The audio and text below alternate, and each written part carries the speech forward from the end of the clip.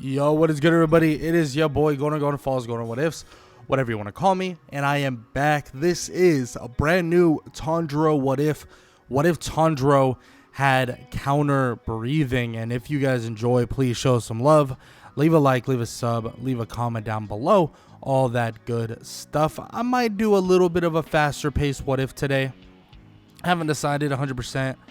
But I was debating how fast I want these what ifs to go. Sometimes I like going extra little detail, go to like 40, 45 minutes, stuff like that.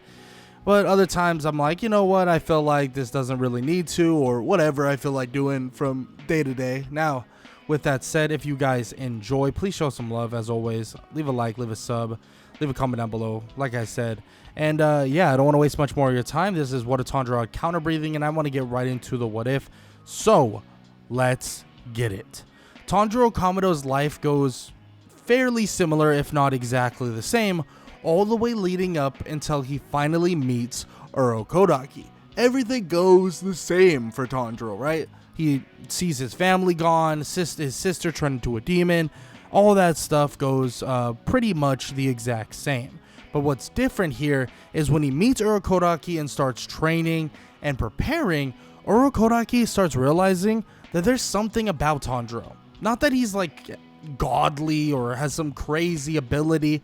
No. But the way he fights seems to be very like a person who knows how to fight, at least defensively.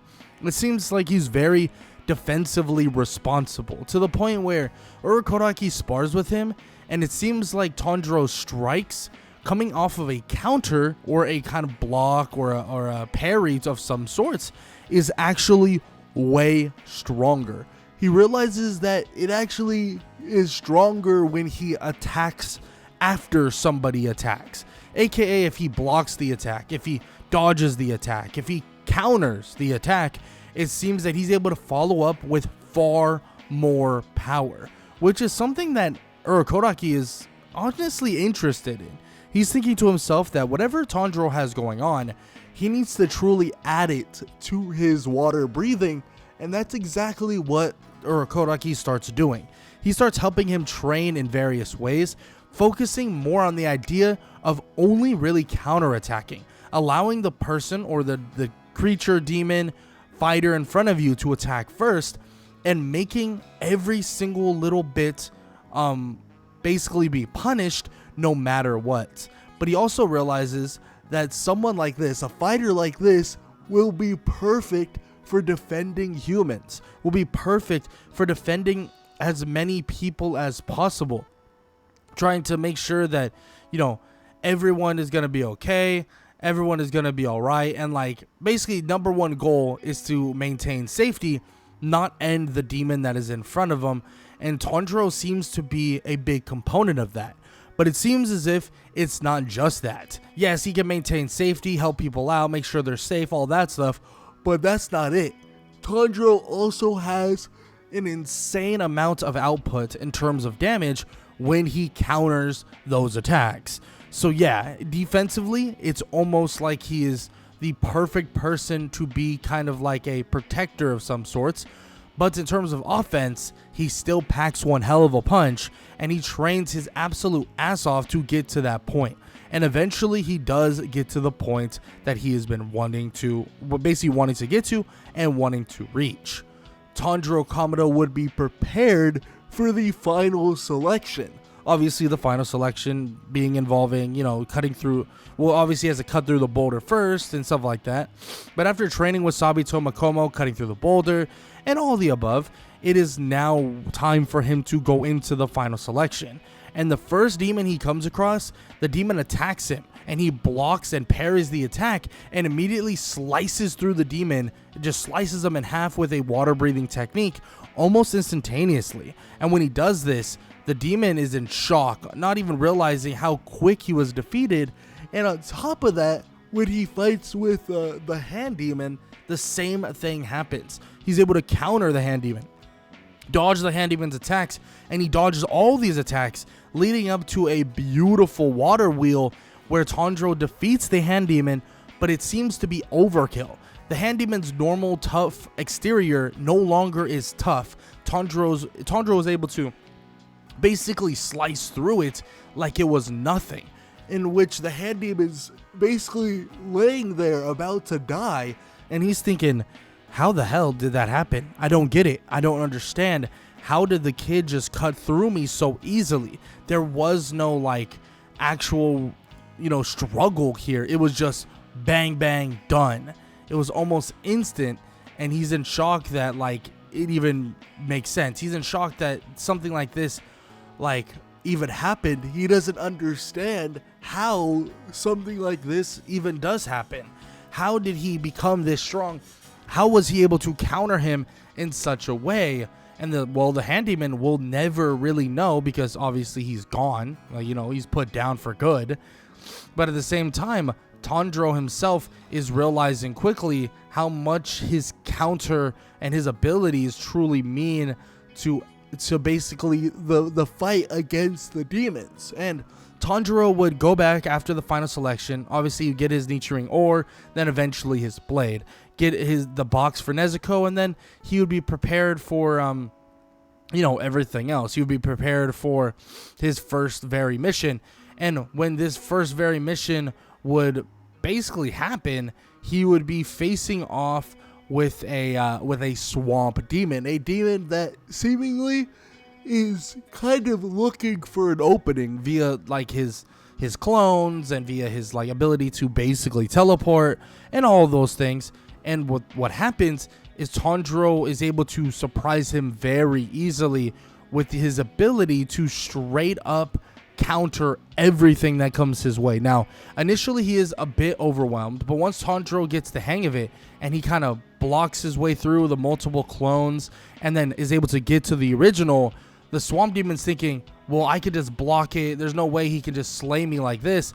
But Tanjiro slices not only through the arm that is basically blocking, or that he's blocking with, but he also slices through multiple parts of his body, including his neck, and the swamp demon's sitting there in complete and utter shock, thinking, how did he do that? It makes no sense that he was able to be that powerful. I could tell by the way he was moving, the way that he was throwing his sword around in the first place, he wasn't that strong.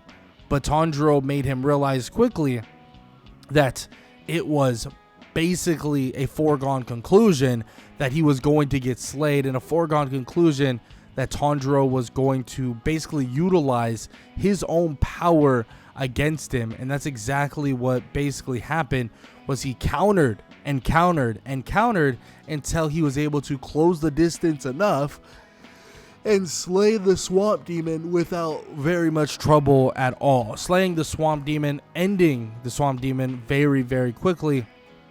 And then eventually he basically goes on to his very next mission, in which this is a mission he would have never thought that he would be coming across so soon, because it's a mission that it would lead him directly toward Muzan, and Muzan would be in the midst of all these humans, basically playing like a wolf in sheep's clothing in a way.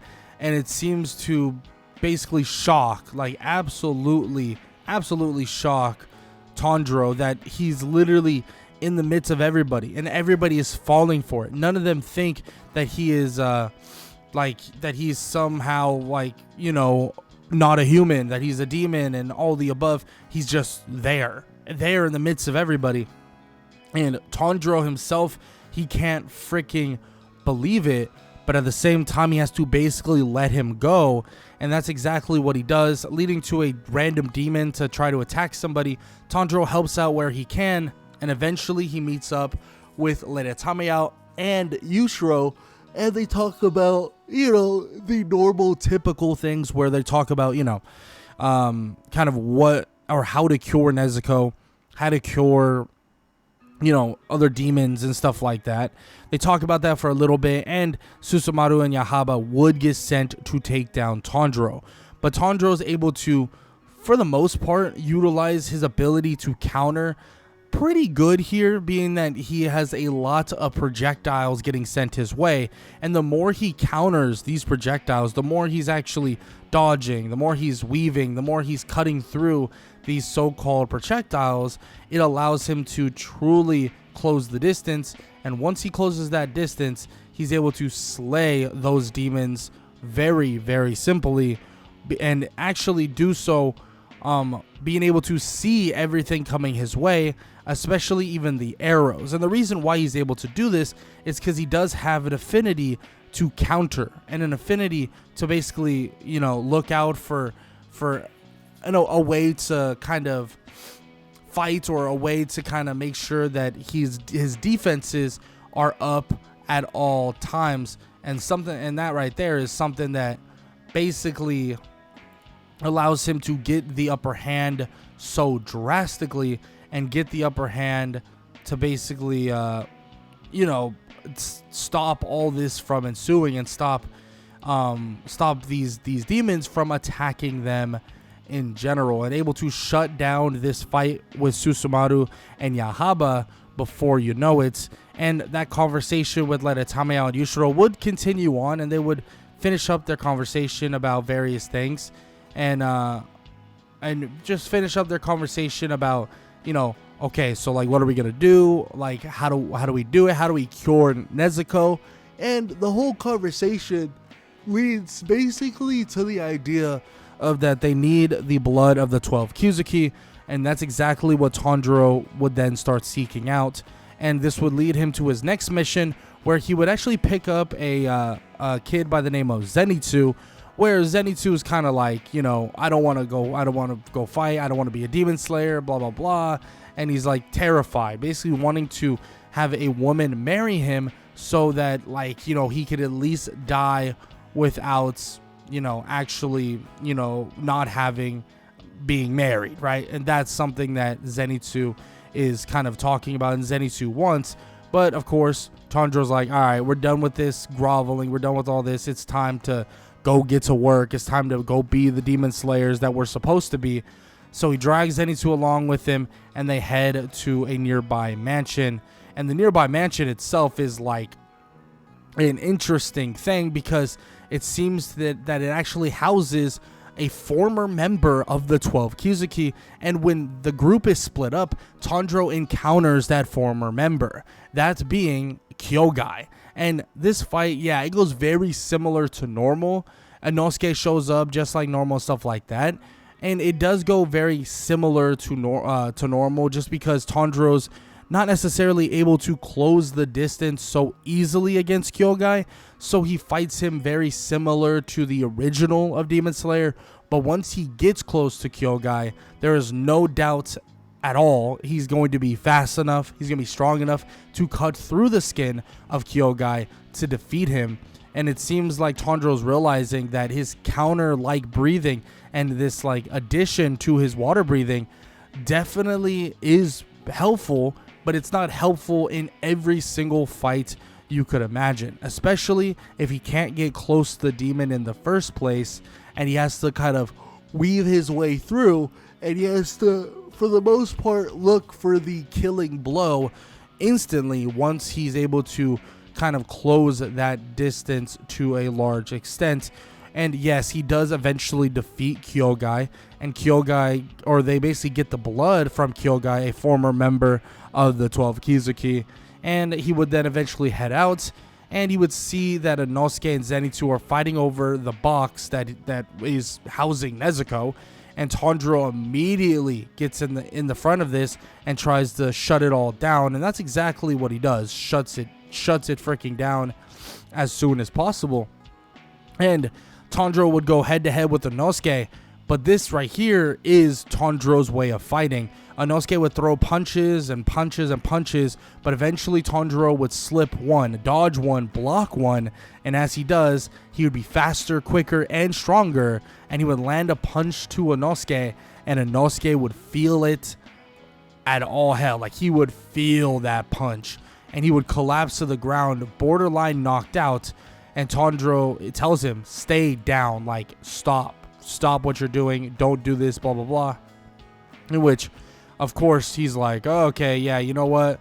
You got my respect type of thing. And eventually they do end up teaming up, and they would head off together, and they would finally, put their little fighting, little arguments aside and head off to go to look for the next missions that they personally need to go to, right? Their next like missions they need to head to. So what they do is they team up, they head off, they get a little bit of rest in a nearby home from an old lady, and then eventually Tanjiro basically is able to go off with them to the next mission, which would be at Mount Natagumo. Now, this right here is basically a pretty easy first little bit for Tanjiro, being able to counter some of these demon slayers that are like puppets and stuff like that isn't too difficult. And in terms of the mother spider demon's doll, since it is a close range like fighter, it is very easy for him to get the upper hand upon the mother spider demon doll, especially because it literally throws an attack at him and he's able to dodge, parry it, whatever, and slice through it so quickly, and then eventually leads to defeating the mother spider demon. And it's the same idea with the father spider demon. Tanjiro is able to slip, dodge, and or parry anything that comes, and since that he's able to do that and not get caught off guard entirely, he lands a blow that is brutal to the neck of the father spider demon, which would actually shock the father spider demon, mainly because he didn't expect him to have so much power coming out of his sword and so much power just colliding. And he's in shock, like thinking, how the heck does this doesn't even make sense. Like, how are you this strong? It genuinely doesn't make sense. And it doesn't make sense, like, to him on the idea of like how, like, it doesn't, like, how did he do that? How did he just chop my neck off so easily when it's supposed to be pretty damn durable? Now, Tanjiro defeats the father spider demon with the help of Inosuke, and this leads to the duo of them facing off with Rui, as Rui berates his sister and sends her away, or the spider daughter demon, whatever, and sends her away. And Tanjiro would face off with Rui as Inosuke is standing side by side with him, and with the help of, an eventual arriving Nezuko, being that Nezuko is still there, just kind of waiting to help out where she can. And eventually, that's exactly what ensues. Tanjiro faces off with Inosuke to face off with Rui, of course. And they absolutely have a good chemistry here, where they're able to keep up with Rui. And as Rui continues to like use his blood demon art and stuff like that, Tanjiro continues to counter through, and he knows that he just needs to get close. And eventually he realizes something, and he awakens the Hinokami Kagura and starts utilizing it to close the distance far quicker than he would have with the usage of sun breathing. And right then and right there, he's able to close that distance, slice the neck off of Rui so fast off of a counterattack that it seems as if he's unable to even react. Like, Rui's unable to react at all before he could, even cut his own neck off to try to save himself. He's unable to do so, literally unable to cut off his own neck and yada yada yada and save himself in general. And it seems as if he shuts down this fight quickly, and Inosuke realizes that they just killed a member of the 12 Kizuki, and it seems to be they were able to do so like convincingly as well. Now, they do take the blood right from the demon so that they can send it off to Lady Tamayao. And of course, Giyu would eventually show up, and he would be pretty damn impressed at the fact that Tanjiro was able to do such a thing. Now, obviously, he does acknowledge that Inosuke helped out and stuff like that, but at the same time, let's be honest, like, Inosuke wasn't a big factor in all of this. He was helpful. And, Nezuko helped out as well, but Tanjiro mainly was able to close distance and use his counter ability to just counter attack Rui and slice the neck off of Rui in one foul swoop.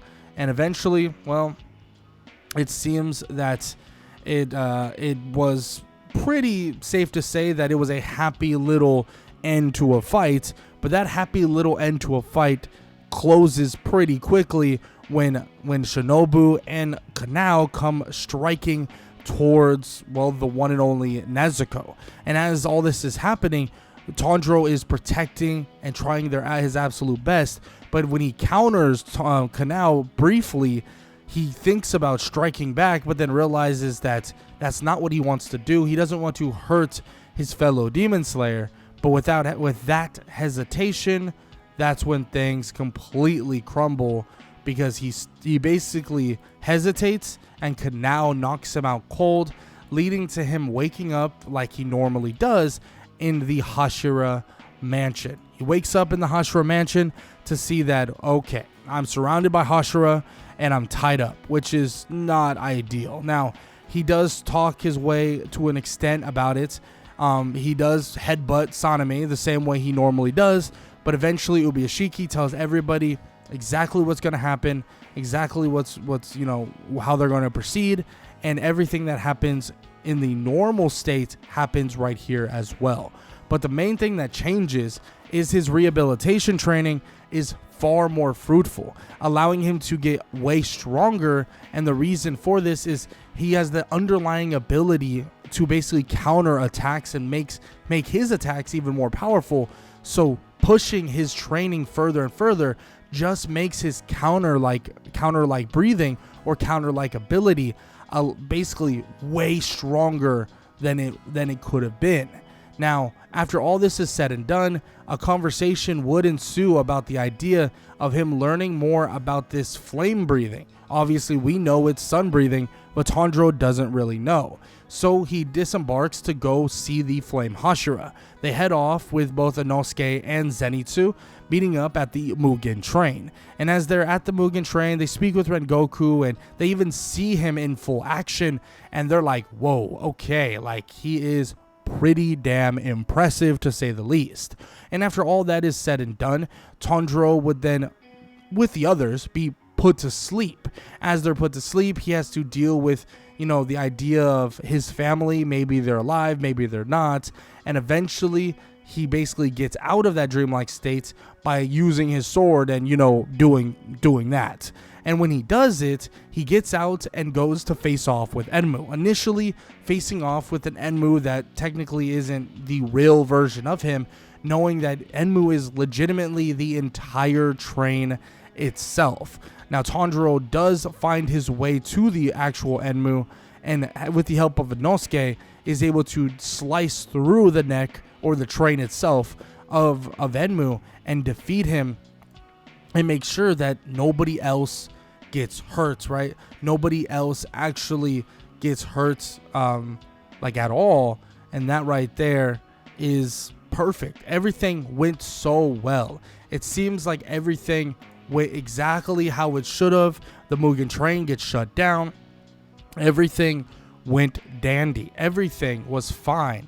But then what he doesn't know is that this is not the end, because a demon is coming for Tanjiro, and that demon is known as Akaza. And it seems like Akaza really, really loves to fight, and his powers beyond the comprehension of most demon slayers, being that he is Upper Moon 3.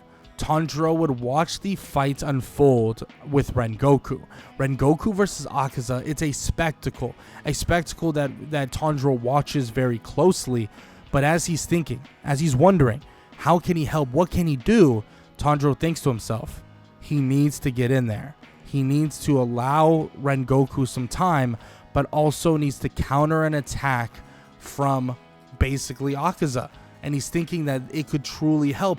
It could truly make things greater and make things better for all of them. And maybe they can get out of this alive.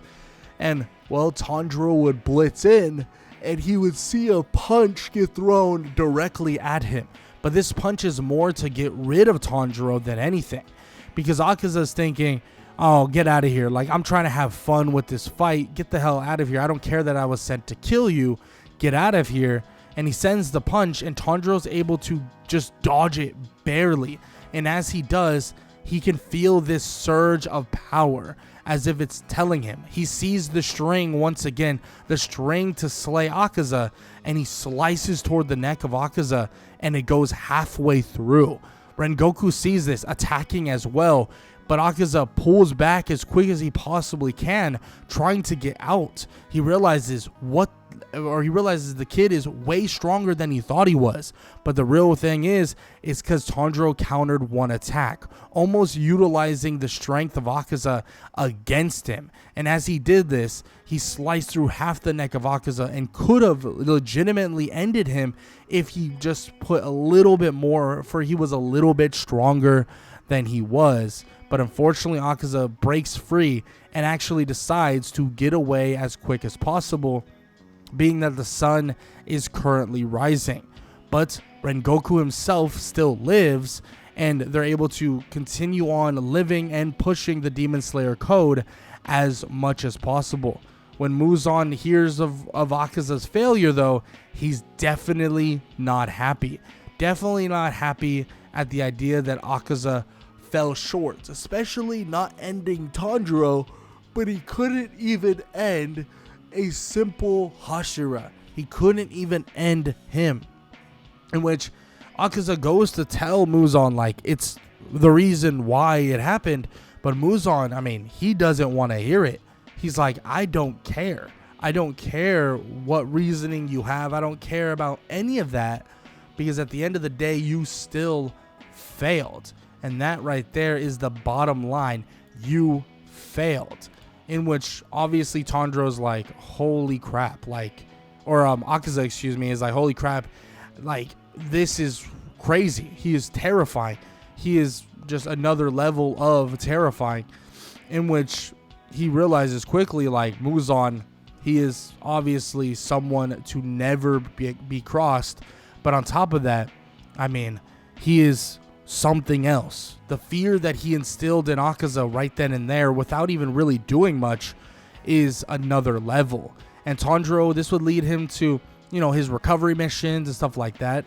And Tanjiro would eventually go with Rengoku to his family home with Rengoku's father and brother, basically to help him learn more about this so-called sun breathing. And as he continues progressing through sun breathing, which is something he definitely does, he continues to get better and better at his counter breathing as well, meshing them both together to the point where he has a very potent ability to strike down demons. And that potent ability would definitely get shown when they face off eventually at the entertainment district with Daki, because Tanjiro faces off with Daki by himself initially, and he ends up being strong enough to actually slay Daki, cutting off her neck, but leading to him realizing that there's another demon within Daki. And luckily enough, Tengen and the others eventually show up to help out, including an evolved version basically of Nezuko, and Daki's able to, or is defeated for the most part, but Gyutaro seemingly is going to show that his sister is not the strong one, that he is truly the strong one. And it seems to me that, or seems to end up happening, where Gyutaro would face off with Tanjiro and obviously Tengen Uzui, and it seems like the fight is breaking out into something fierce. But Tanjiro's ability to counter some of these like attacks that are sent his way is the thing that he needs to push the boundary of basically defeating someone like Gyutaro. Tengen gives it his absolute all, even with the poison pumping through him, and eventually Tanjiro would find his counter. But as he finds that counter, his kind of scar itself would change, as if it's morphing into the Demon Slayer mark, and Tanjiro would find the neck of Gyutaro, slicing it completely off, as Tengen would watch as this would ensue. And Tengen would call out for them to slice through Daki, and they would do just that, defeating the pair of demons that are, well, of the 12 Kizuki and are, well, the upper 6, right? And it seems as if they're able to slay Daki and Gyutaro in a quick succession, leading to their defeat. and eventually leading to, well, Nezuko healing, yes, Tengen, but eventually leading to him retiring, which is definitely not something that Iguro is happy about. But Tanjiro is basically prepared, for the most part, to take the place of Tengen. And when that place is taken, Tanjiro continues to train, prepare, and all the above. And this would even lead to some of the Hashira wanting to test him.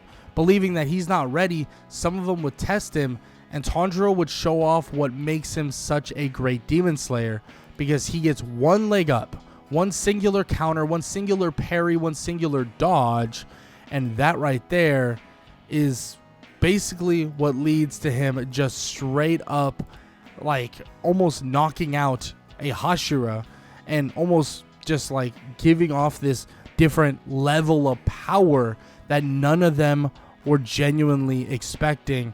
And frankly enough, this would certify him as a legit Hashira, and a lot of the Hashira would have to fall in line with that idea, because Tanjiro, he truly is the sun-breathing, counter-breathing Hashira, whatever you want to count or whatever you want to call him, but he still wants to progress and get better to a large extent, eventually leading him to go to the Swordsmith's village, meet up with various other Demon Slayers, including Mitsuri, a Hashira, and also Muchiro, another Hashira. He meets up with Genya too, but he's obviously not a Hashira, but still he meets up with Genya.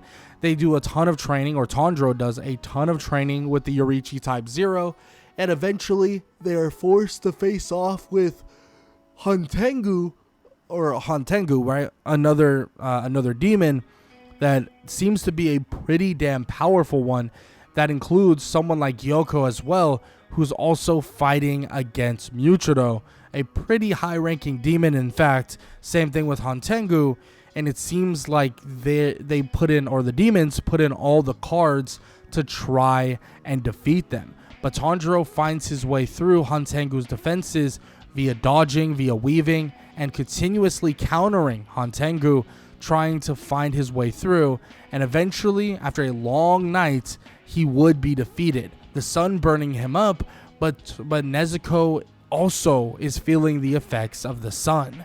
Tanjiro tries to help her, but Nezuko pushes him off, throwing him towards the other demon, and Tanjiro utilizes that force to slay the demon quickly, but he realizes that it basically was a sacrifice from his sister.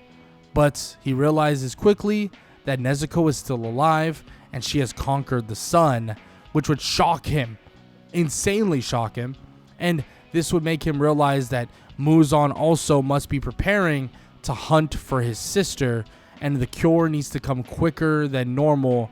But on top of that, they need to be more than prepared beyond your imagination, leading to a ton of the Hashira training, in terms of Tanjiro training with all the Hashira, but also training with various other Demon Slayers as well, but also trying to find his way to defeat Akaza when the moment arises. When the moment comes, he wants Akaza down for the count, and all the preparation, everything that leads him to the eventual moment of the Infinity Castle, is all down to this. Tanjiro faces off with Muzan and goes to strike him, but is sent away into the Infinity Castle, where immediately Tanjiro is eventually confronted by Akaza, and Tanjiro stands tall, standing next to Giyu Tomioka, and this right here is a battle like no other. But what Akaza doesn't know is that as Tanjiro blocks, as he parries, as he dodges, every single attack, everyone, even when he takes the hit from time to time, but for the most part, every time he's dodging, blocking, and all the above, eventually he's biding his time for his moment, his one singular moment. And when Tanjiro finds it, well, let's just say he does not waste it, and he slices towards Akaza, not slicing the neck though, through the chest of Akaza and coming right up towards the neck, immediately slicing through him. It seems like he just got sliced through like butter. Akaza tries to regenerate and turn back, but but Giyu Tomioka, he's on the case immediately, and so is Tanjiro. Unrelenting, he utilizes all that built-up counter-like ability, aka all the built-up counter breathing and all the counters, to basically slice through Akaza. But as Akaza continues to fight on and continues to kind of find his way back into the fight, Tanjiro also sees through one thing after another, allowing him to hide his fighting aura and allowing him to counter one last time as Akaza seemingly throws off the mark by just a couple centimeters, and Tanjiro counters with as much power as he possibly can, leading to Akaza's neck being sliced clean off and being defeated at the feet of Tanjiro and Giyu.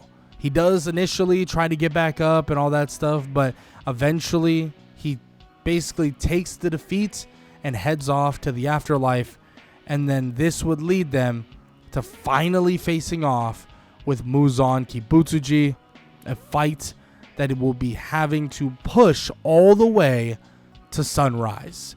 And Tanjiro, with his counters, with his full understanding and usage of sun breathing, he begins to build up that strike, build up those attacks, and he slices through Muzan over and over again. Eventually, though, he has all that built up, and when the sun starts coming out slowly, he slices through Muzan like crazy. And as he does this, Muzan's in shock. How is he doing this? He's cutting through me like he's everywhere. Like there's 10 or 20 or 100 versions of Tanjiro. He can't believe it. He doesn't understand how it makes any sense or how it's even happening, but it's happening. Tanjiro Kamado is cutting through Muzan as the sun is burning him away, forcing Muzan to legitimately not be able to turn into his baby-like state and try to get away at all in the first place. And Muzan can only hope, can only pray that he can somehow conquer the sun that is above them, but it's obvious that he won't. And Tanjiro stands above a defeated Muzan, and he puts away his sword as the ashes would burn away, and he would look up into the sky thinking that they did it. The defeat of Muzan. It happened. It all happened. And now he can rest easy knowing that not only his sister is safe, but his family is truly avenged, and everybody else in the world, in this world, and maybe even in the next, can live happy, prosperous, and enjoyable lives as they see fit. But that is the end. The end of this What If. The end of What If Tanjiro had counter breathing. And if you enjoyed, show some love. Leave a like. Leave a sub. Leave a comment down below. All that good stuff. Hope you guys enjoyed the video.